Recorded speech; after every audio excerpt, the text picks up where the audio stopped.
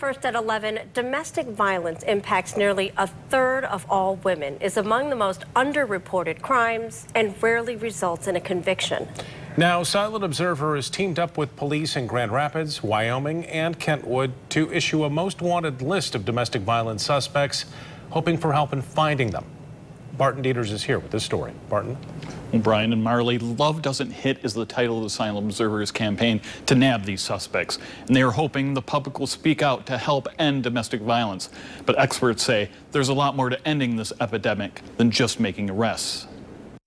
If you look at the vast majority of domestic homicides that took place this year, we've had 72 of them.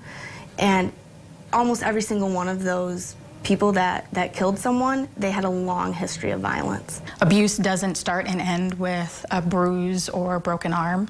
It is a pattern of controlling behavior that in some cases does lead to violence.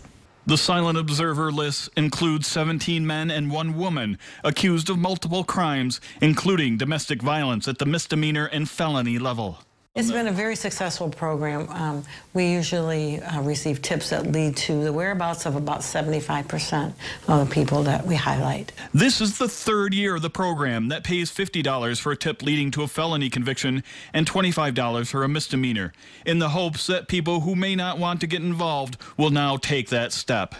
We guarantee that those that call us remain anonymous, and we have law that backs us up. It absolutely is our business, and if it isn't, then we're not gonna end this epidemic.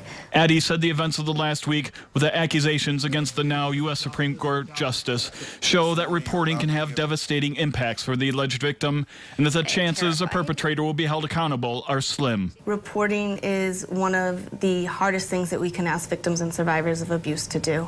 Those who report often risk their housing, their incomes, their reputations, and their safety. Experts say there's still a lot of work that has to be done with society, and that includes attitudes in the police and the justice system. But I will say that there are folks within the law enforcement community that do get this and are tireless advocates.